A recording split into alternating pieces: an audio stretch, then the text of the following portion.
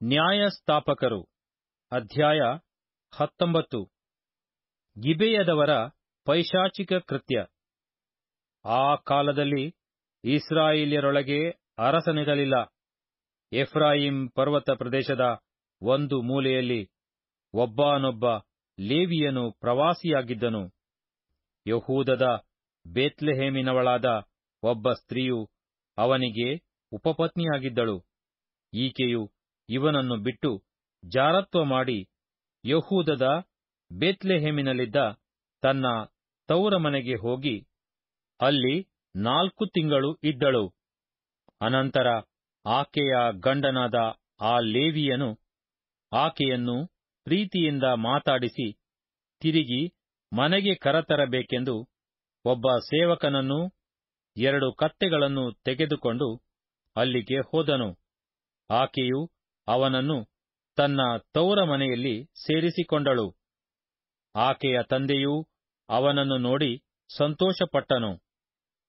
ಆ ಸ್ತ್ರೀಯ ತಂದೆಯಾದ ಅವನ ಮಾವನು ಅವನನ್ನು 3 ದಿವಸ ಅಲ್ಲೇ ನಿಲ್ಲಿಸಿಕೊಂಡನು. ಅವನೂ ಅವನ ಸೇವಕನೂ ಅನ್ನಪಾನಗಳನ್ನು ತೆಗೆದುಕೊಳ್ಳುತ್ತಾ ಅಲ್ಲಿದ್ದರು. ಅವರು 4ನೆಯ ದಿನ ಬೆಳಿಗ್ಗೆ ಎದ್ದು ಹೋಗುವುದಕ್ಕೆ ಸಿದ್ಧರಾಗಲು ಆ ಸ್ತ್ರೀಯ ತಂದೆಯು ತನ್ನ ಅಳಿಯನಿಗೆ, ಮೊದಲು ಸ್ವಲ್ಪ ಊಟ ಮಾಡಿ ಫಲಹೊಂದು, ಆಮೇಲೆ ಹೋಗಬಹುದು ಎಂದು ಹೇಳಲು ಅವರಿಬ್ಬರೂ ಕೂತು ಅನ್ನಪಾನಗಳನ್ನು ತೆಗೆದುಕೊಂಡರು. ಊಟವಾದ ಮೇಲೆ ಆ ಸ್ತ್ರೀಯ ತಂದೆಯು ತಿರುಗಿ ಅವನಿಗೆ, ದಯವಿಟ್ಟು ಈ ಹೊತ್ತಿನ ರಾತ್ರಿ ಇಲ್ಲೇ ಇದ್ದು ಸಂತೋಷಪಡು ಎಂದು ಹೇಳಿದರೂ ಅವನು ಹೊರಡುವುದಕ್ಕಿದ್ದನು. ಆದರೆ ಅವನ ಮಾವನು ಬಹಳ ಬಲಾತ್ಕಾರ ಮಾಡಿದ್ದರಿಂದ ಆ ರಾತ್ರಿ ಅಲ್ಲಿ ಇಳುಕೊಂಡನು. ಅವರು 5ನೆಯ ದಿನ ಬೆಳಿಗ್ಗೆ ಎದ್ದು ಹೋಗುವುದಕ್ಕೆ ಸಿದ್ಧರಾಗಲು ಆ ಸ್ತ್ರೀಯ ತಂದೆಯು, ದಯವಿಟ್ಟು ಇಳುಹೊತ್ತಿನವರೆಗೆ ಇಲ್ಲೇ ಇದ್ದು ಬಲಹೊಂದು ಎಂದು ಅವನನ್ನು ಬೇಡಿಕೊಳ್ಳಲು ತಿರುಗಿ ಊಟಕ್ಕೆ ನಿಂತನು. ಅನಂತರ ಅವನೂ ಅವನ ಉಪಪತ್ನಿಯೂ ಸೇವಕನೂ ಹೋಗುವುದಕ್ಕೆ ಸಿದ್ಧರಾಗಲು ಆ ಸ್ತ್ರೀಯ ತಂದೆಯು ತನ್ನ ಅಳಿಯನಿಗೆ, ಹೊತ್ತು ಹೋಯಿತು, ಸಂಜೆಯಾಯಿತು, ದಯವಿಟ್ಟು ಈ ಹೊತ್ತಿನ ರಾತ್ರಿ ಇಲ್ಲೇ ಇರು. ನೋಡು, ಸಾಯಂಕಾಲವಾಯಿತು. ಈ ರಾತ್ರಿ ಇಲ್ಲಿದ್ದು ನಮ್ಮೊಡನೆ ಸಂತೋಷಪಡು. ನಾಳೆ ಬೆಳಿಗ್ಗೆ ಎದ್ದು ನಿನ್ನ ಮನೆಗೆ ಹೋಗಬಹುದು ಎಂದು ಬೇಡಿಕೊಂಡರೂ ಆ ಮನುಷ್ಯನು ಒಪ್ಪದೆ ತನ್ನ 2 ಕತ್ತೆಗಳಿಗೆ ತಡಿ ಹಾಕಿಸಿ ಉಪಪತ್ನಿಯನ್ನು ಕರೆದುಕೊಂಡು ಹೊರಟನು. ಅವರು ಯೆಬೂಸಿಯರ ಊರಾದ ಯೆರೂಸಲೇಮಿನ ಸಮೀಪಕ್ಕೆ ಬಂದಾಗ ಹೊತ್ತು ಮುಣುಗುವ ಕಾಲವಾದುದರಿಂದ ಸೇವಕನು ದಣಿಗೆ, ದಯವಿಟ್ಟು ಬಾ, ನಾವು ಯೆಬೂಸಿಯರ ಈ ಪಟ್ಟಣಕ್ಕೆ ಹೋಗಿ ಅಲ್ಲಿ ರಾತ್ರಿಯನ್ನು ಕಳೆಯೋಣ ಅಂದನು. ಆಗ ದಣಿಯು, ನಾವು ಇಸ್ರಾಯೇಲ್ಯರಿಲ್ಲದ ಅನ್ಯರ ಪಟ್ಟಣದಲ್ಲಿ ಇಳಿಯಬಾರದು, ಗಿಬೆಯಕ್ಕೆ ಹೋಗೋಣ ಅಂದನು.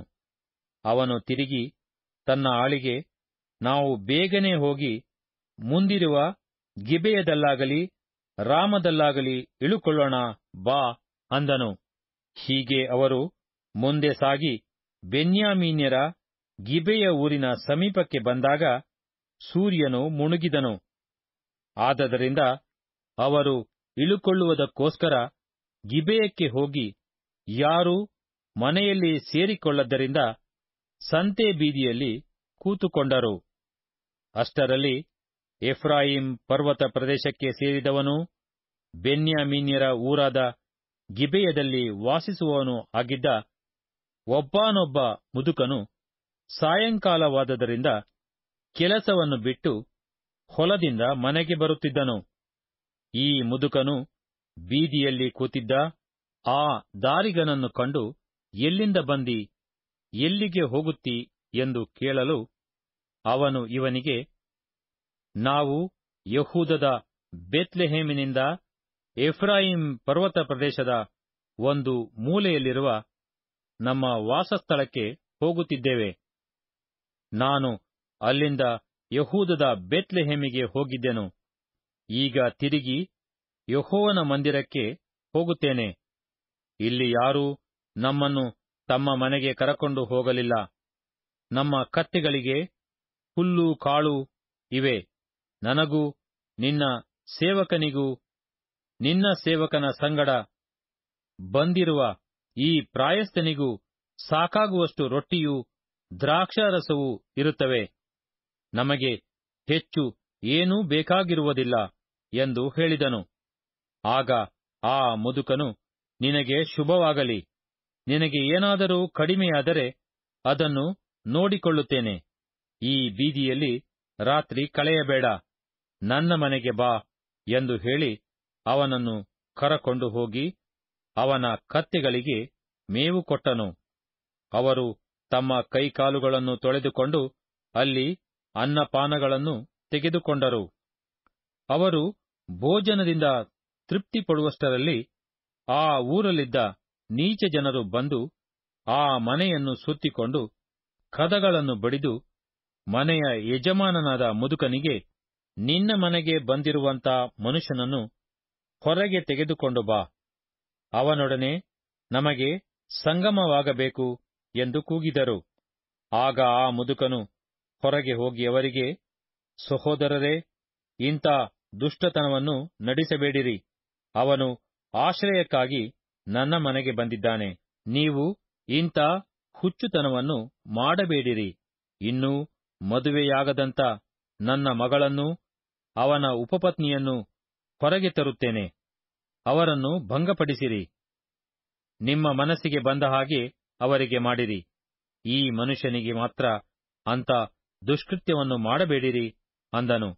ಆದರೆ ಅವರು ಆ ಮುದುಕನಿಗೆ ಕಿವಿಗೊಡಲೊಲ್ಲದೆ ಹೋದದರಿಂದ ಆ ಮನುಷ್ಯನು ತನ್ನ ಉಪಪತ್ನಿಯನ್ನು ಹೊರಗೆ ಅವರ ಮಧ್ಯಕ್ಕೆ ಕಳುಹಿಸಿಬಿಟ್ಟನು.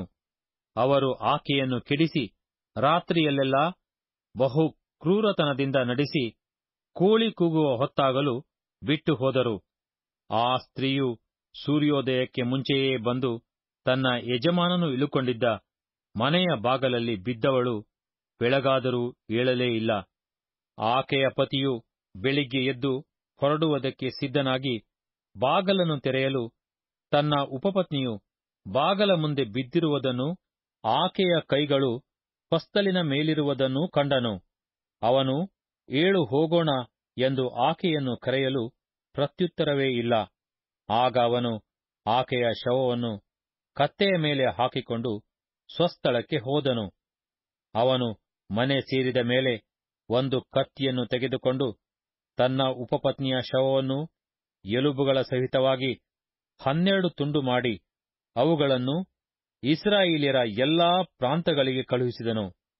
ಅವುಗಳನ್ನು ಕಂಡವರೆಲ್ಲರೂ, ಇಸ್ರಾಯೇಲ್ಯರು ಐಗುಪ್ತವನ್ನು ಬಿಟ್ಟು ಬಂದ ದಿವಸ ಮೊದಲುಗೊಂಡು ಈ ದಿವಸದವರೆಗೆ ಇಂಥ ಕೃತ್ಯವು ನಡೆಯಲೂ ಇಲ್ಲ, ನಾವು ಅದನ್ನು ನೋಡಿಯೂ ಇಲ್ಲ, ಈ ಸಂಗತಿಯನ್ನು ಮನಸ್ಸಿಗೆ ತಂದು ವಿಚಾರಿಸತಕ್ಕದ್ದು ಅಂದುಕೊಂಡರು.